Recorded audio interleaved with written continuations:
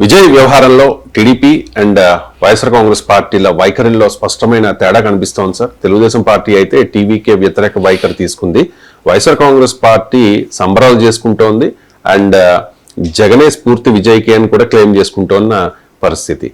ఒక చర్చా కార్యక్రమంలో ఎన్డీఏతో కలవడం తప్ప టీవీకేకి ఇంకొక ఆప్షన్ లేదు అంటూ ఒక తెలుగుదేశం పార్టీ ప్రతినిధి మాట్లాడారు. బయట ప్లే చేయండి. కలవడం ఒకటి తప్ప టీవీకే పార్టీకి ఆప్షన్ లేదు. మా ఎన్డీఏతో కలవడం ఒకటి తప్ప టీవీకే పార్టీకి ఆప్షన్ లేదు. మా ఎన్డీఏతో కలవడం ఒకటి తప్ప టీవీకే పార్టీకి ఆప్షన్ లేదు. చర్చా కార్యక్రమం ఎందుకు ఉన్నది చెప్పాలి. మన బయట ప్లే చేసినప్పుడు రహస్యం ఉంచాల్సిన అవసరం లేదు కదా. ఏబిఎన్ చర్చా కార్యక్రమం కదా అది. దాంట్లో ఏమి మొమాటం ఉండవలసిన అవసరం లేదు కదా. సో అందువల్ల మీకు అంటే వాస్తవంగా జగన్ క్లెయిమ్ చేసుకున్న వైసీపీ క్లెయిమ్ చేసుకుంది. మీకు వైసీపీకి అడ్వాంటేజ్ ఏంటి అంటే టీవీకే నాయకులు కూడా కొంతమంది మాట్లాడారు, మీకు జగన్ లాగా మనం ఇండిపెండెంట్ గా పోటీ చేసి గెలవాలి అని. ఈవెన్ టీవీకే చెందిన తెలుగు మాట్లాడగలిగే నాయకులు సాక్షి టీవీలో కూడా జగన్ స్ఫూర్తి అంటూ మాట్లాడారు. అది ఒక బేస్ ఏర్పడింది వైఎస్ఆర్ కాంగ్రెస్ కు సంబరాలు చేసుకోవటానికి.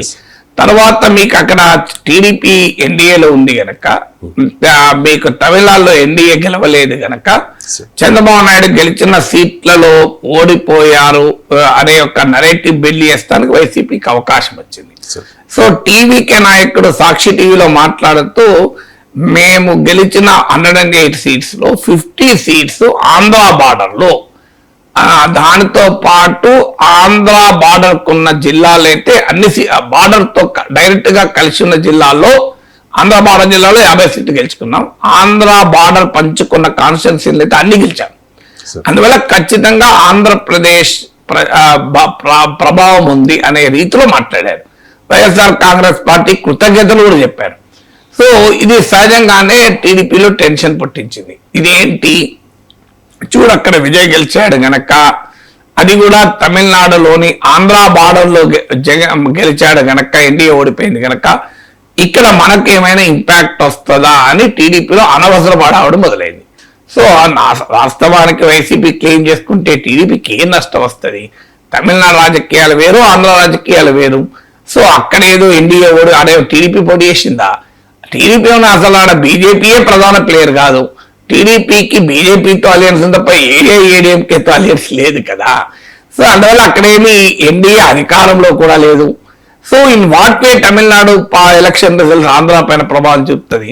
కానీ ఎప్పుడైతే వైసీపీ వారు క్లెయిమ్ చేసుకోవడం మొదలు పెట్టారో, టీడీపీ వాళ్ళు విజయ్కి వ్యతిరేకంగా వైఖరి తీసుకోవడం మొదలు పెట్టారు. సార్ చంద్రబాబు నాయుడు అండ్ నరేంద్ర మోడీ ఇద్దరు కూడా విజయ్ ని కంగ్రాచులేట్ చేస్తూ ట్వీట్ కూడా చేశారు. Congratulations, okay, that is a different thing. ఎక్కడ ఏమవుంది అంటే మీకు ఇక్కడ సమస్య ఎక్కడ వచ్చింది అంటే, మీకు అనవసరంగా టీడీపీ వాళ్ళు విజయ్కి వ్యతిరేక వైఖరి అందుకున్నారు. సో కొన్నిసార్లు ఏమవుతుందంటే ఇప్పుడు మా ఎన్డీఏలోకే విజయ్ రాక తప్పదు ఎందుకు చెప్పుకోవాలి? వీళ్ళకేం సంబంధం? ఆడ ఎన్డీఏలో ఉన్న బీజేపీతో పొత్తు, ఏడీఎంకేతో టీడీపీకి పొత్తు లేదు, అవునా కదా? సో అసలు బీజేపీ కూడా అలా ప్లేయర్ కాదు. సో ఎందుకు హరి అనేది? సో ఈ అతి తొందరపాటే కుంపలు ఉంచుతాయి. ఇప్పుడు గతంలో దీపక్ రెడ్డి రిపబ్లిక్ టీవీ ఇంటర్వ్యూలో మా లోకేష్ విమానాలు కూడా మానిటర్ చేస్తున్నాడు అని చెప్పి, మీకు ఆర్నవ్ గోస్వామి మామూలు కాలే కదా ఫుట్బాల్.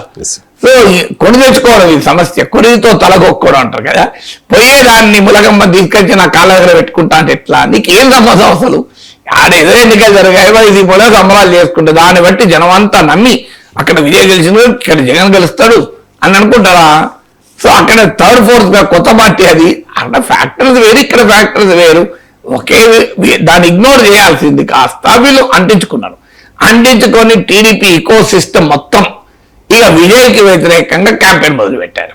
సో మీకు టీడీపీ అనుకూల టీవీ ఛానల్లో డిబేట్లు పెట్టి ఏడీఎంకే ఎన్డీఏ అధికారంలోకి రావాలి అనే నరేటివ్ బిల్డ్ చేశారు. అక్కడ ఎన్డీఏకి ఎంత ఉన్నాయి? 53 సీట్స్ ఉన్నాయి. 47 ఏడీఎంకేకు, బీజేపీకి 1, 48 4 పిఎంకేకు, ఇంకొకటి ఇంకో పార్టీకి, మొత్తం 53 సీట్స్ ఉన్నాయి అంతే. సో 234 అసెంబ్లీలో 53 సీట్లున్న ఎన్డీఏకి అధికారంలోకి రావాలి అని టీడీపీ వాళ్ళు ఇక్కడ అంటే ప్రజల్లో ఇక్కడ ఉన్న గౌరవం పెరుగుతుందా తగ్గుతుందా? మీరు 53 సీట్లలో అది ముఖ్యమంత్రి చేయాలి, అధికారం ఇవ్వాలి మా వాళ్ళకు అని అంటున్నారు. అసలు మీకు ఏం సంబంధం ఆడ ఎన్డీఏకు?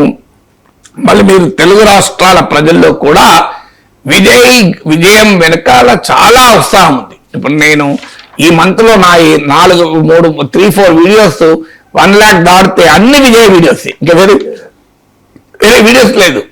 మీరు నా వీడియోల కింద కామెంట్లు చూసినా కూడా క్లియర్ గా టీడీపీ వాళ్ళు విజయ్కి వ్యతిరేకంగా కామెంట్ చేస్తారు. ఎందుకు చేస్తారో అర్థం కాని విషయం. మీకు నమ్మనే లేదు కదా. అంటే దానికి ప్రాబ్లం ఎక్కడ వచ్చిందంటే వైసీపీ వాళ్ళు క్లెయిమ్ చేసుకోవడంతో మొదలైంది.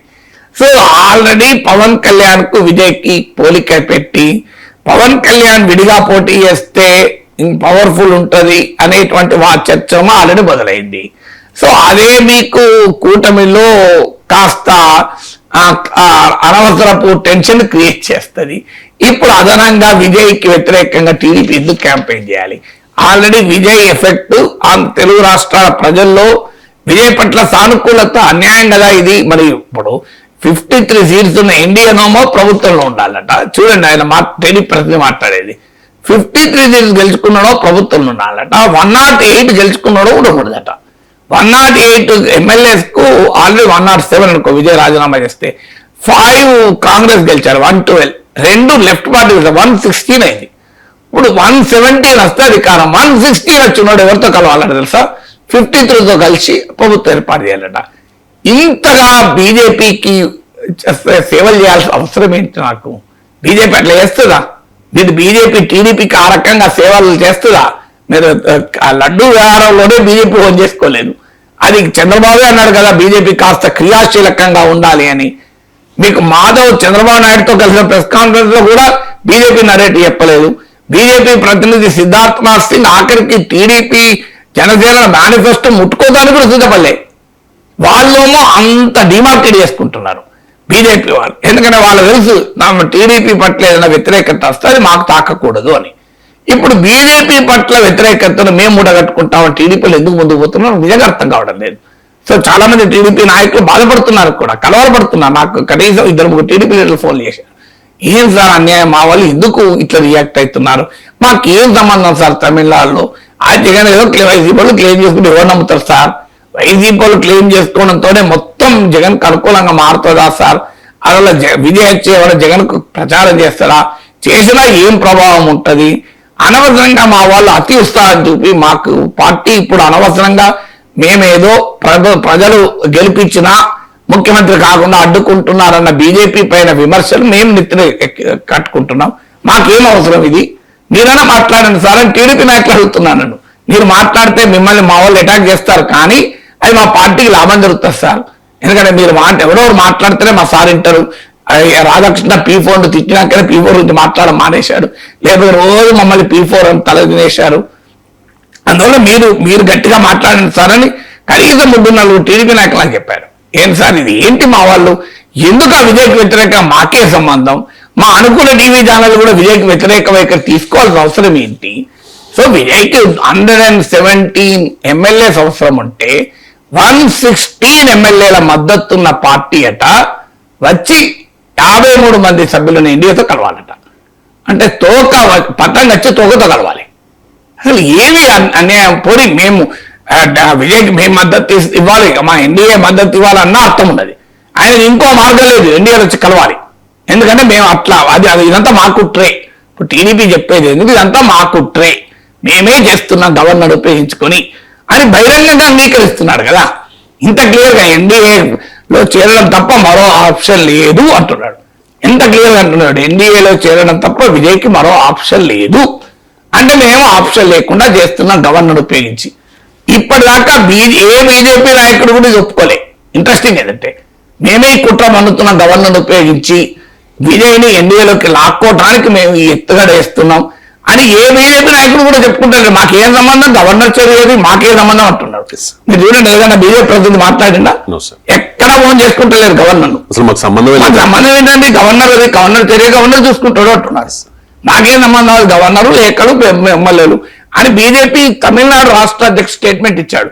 మాకు సంబంధం మమ్మల్ని ప్రజలు ఓటేయలేదు, మేం ప్రతిపక్షంలో కూర్చుంటున్నాం, మేము ఏ రకంగానూ అధికార కూటమిలో భాగస్వామి కాము అని తమిళనాడు బీజేపీ ప్రెసిడెంట్ ట్వీట్, మీరు ఆల్రెడీ చూడండి ట్విట్టర్లో, మేము అధికారంలో భాగస్వామి కాము అని తమిళనాడు స్టేట్ ప్రెసిడెంట్ బీజేపీ చెప్తుంటే టీడీపీ ఏమంటుంది, లేదు ఇదంతా మాదే కుట్ర, మేము ఆయన మా దాంట్లో పట్టుకొచ్చుకునే ఎన్డీఏలకు మేము గవర్నర్తో ఆడిస్తున్న ఈ నాటకమా అని చెప్పుకుంటున్నారు. బీజేపీ వాళ్ళకున్న వ్యూహాత్మక తెలివైన టీడీపీ నాయకత్వానికి ఉండాలి కదా, మీకు ఏం సంబంధం అంటే బీజేపీ వాళ్ళు ఆ చెడ్డ పేరు రావద్దు మనకు రేపు భవిష్యత్తులో అని జాగ్రత్త పడుతున్నారు.